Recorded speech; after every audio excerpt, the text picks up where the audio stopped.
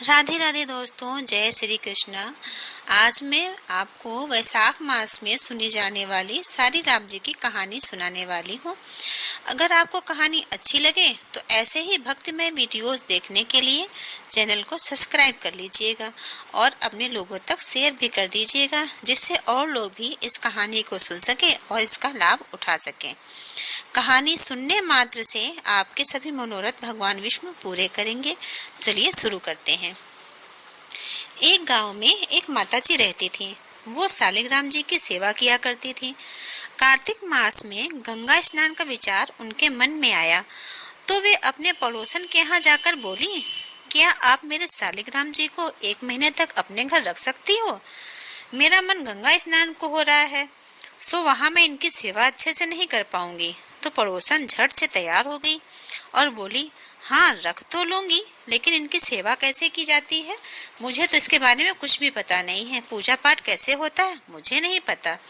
तो माताजी ने कहा, कुछ ज्यादा नहीं करना है। सवेरे सवेरे इनको उठाना, गंगा जल से स्नान कराना, फिर कच्चे दूध से स्नान कराना, उसके बाद फिर से गंगा जल से स्नान कराना, फिर उनको पोंछकर इनको इत्र लगाना, इनको चंदन लगाना, फूल चढ़ाना और तुलसी दल भी चढ़ाना इनको।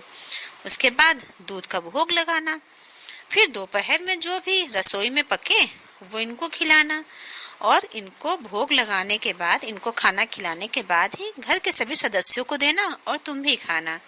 वैसे ही रात में भी बिना इनको खिलाए खाना, कोई लोग भी कुछ मत खाना। और रात जब हो जाए, जब सभी लोग सोने चलना, तो इनको भी मुलायम बिस्तर पर सुलाना। पड़ोसन समझ गई। माताजी गंगा स्नान करने चली गईं। इधर शालिग्राम जी भगवान दूसरे के घर में कुछ असहज महसूस कर रहे थे। वह न कुछ खा रहे थे न पी रहे थे। तो पड़ोसन बोली, देखो जी शालिग्राम जी, आप खाना खा लो, नहीं तो मैं भी नहीं खाऊंगी और घर के कोई भी नहीं खाएगा। इतना कहकर खाना रखकर पड़ोसन अपने काम में लग गई। फिर थोड़ी देर बाद आके देखा तो खाना जस का तस रखा, शालिग्राम जी ने नहीं खाया। पड़ोसन को थोड़ा सा गुस्सा आया। उसने कहा, आप तो बैठे हो, खाना नहीं खा रहे हो, घर के सभी सदस्य भूखे हैं, मुझे भी बहुत कस के भूख लगी, आप खाओ तो सभी लोग खाएं। माताजी कह गई थी कि आपको बिना खिलाए खाना नहीं खाना है और आप तो खाने के लिए तैयार नहीं है। शालिग्राम जी ने जब इतनी निर्मल व्यक्ति देखा तो उनका मन मचल गया और खाना भी उनको बहुत अच्छा लगा, तो वो खाना सारा चट कर गए।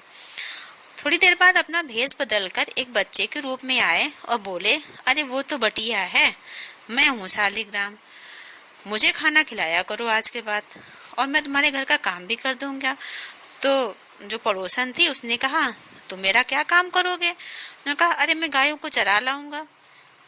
पड़ोसन बहुत भोली थी। उसने कहा, कुछ ही दिन तो तुमको यहाँ रहना है, अभी माताजी आ जाएंगी और वो तुमको लेके चली जाएंगी और हमारे यहाँ अतिथियों से काम नहीं कराया जाता। लेकिन फिर भी बच्चे ने कहा, शालिग्राम जी ने कहा, नहीं नहीं मैं तो जाऊंगा गायों को चराने।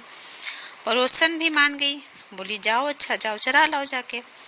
शालिग्राम जी बच्चे की तरह पड़ोसन के यहाँ अपना समय व्यतीत तो करने लगे। 1 महीना पूरा हो गया।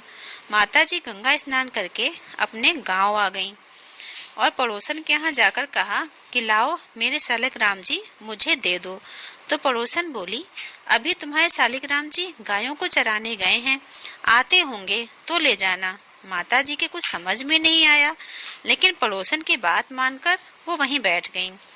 शाम को जब शालिग्राम जी लौटे तो पड़ोसन ने कहा, ले जाओ अपने शालिग्राम को। तो माताजी अचंभित थी यह सब देखकर। यह सब शालिग्राम जी भी देख रहे थे। शालिग्राम जी को दोनों की भक्ति प्रसन्न कर गई और भगवान ने माताजी और पड़ोसन दोनों को दर्शन देकर कृतार्थ किया। जैसे उन दोनों का जन्म सफल हुआ, भगवान इसी तरह सभी का जन्म सफल करे, सब पर भगवान कृपा करे। बोलो